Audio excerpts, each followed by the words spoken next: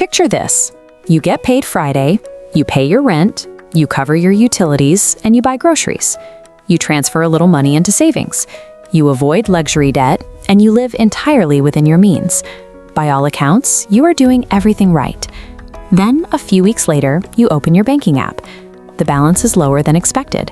Not because you took an expensive vacation or had a medical emergency. You scroll through the statement and notice a handful of tiny charges. $10 here, $15 there, a scattered collection of microcharges you barely remember paying. Psychologists refer to this cognitive blind spot as the small loss effect. Our brains are wired to filter information based on scale. A $2,000 car repair easily breaches our attention threshold and becomes unforgettable. But a $12 maintenance fee slips quietly underneath that same radar. We simply ignore small recurring losses. Businesses understand this cognitive quirk extremely well. When an individual customer ignores a small recurring fee, it feels harmless. But when millions of customers ignore that same exact fee, those tiny ripples consolidate into massive corporate revenue. Most people try to build wealth solely by maximizing their income, but a strong financial strategy starts earlier. It requires identifying exactly where your existing money is already escaping through invisible leaks. Right now, the average American loses roughly $1,200 every year to unnecessary bank fees. This chart shows the opportunity cost.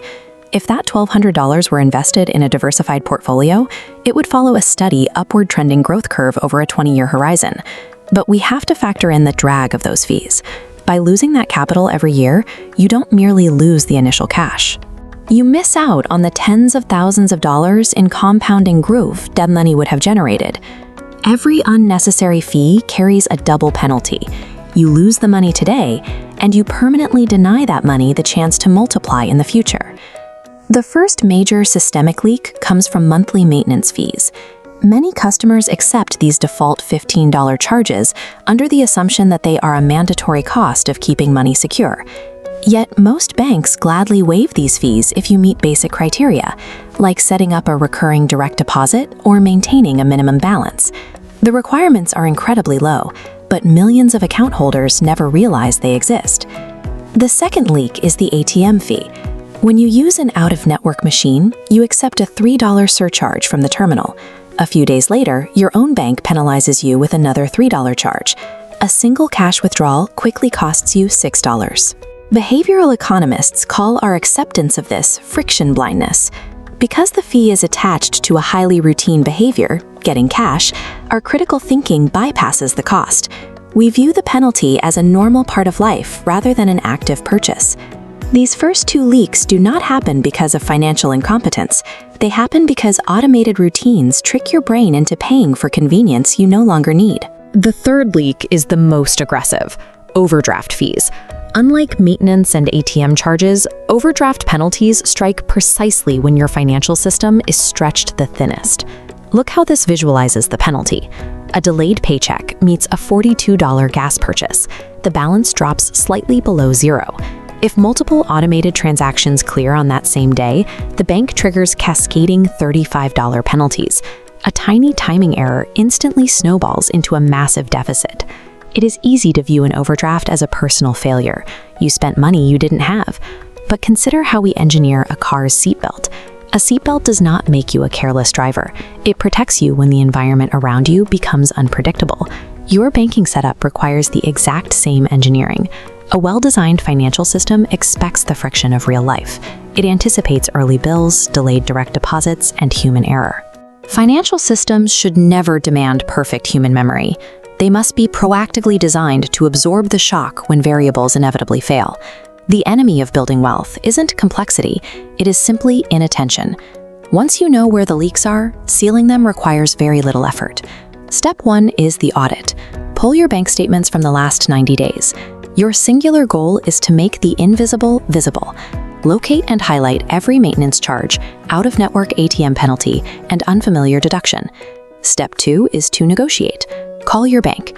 Financial institutions vastly prefer retaining a customer over losing one. Ask them to waive recent fees and switch your funds to a fee-free account tier. Steps 3 and 4 build your systemic guardrails. Automate your low balance alerts and keep a dedicated $500 cash buffer in your primary checking account. This specifically acts as a shock absorber against unexpected overdrafts. Step 5 is iteration. Review this setup twice a year. The bank that perfectly fit your life 5 years ago may be the wrong institution for your needs today. None of these steps require you to become an investing expert. None of them require earning a higher salary. They rely entirely on shifting your mindset toward intentional system management. Imagine two identical gardens.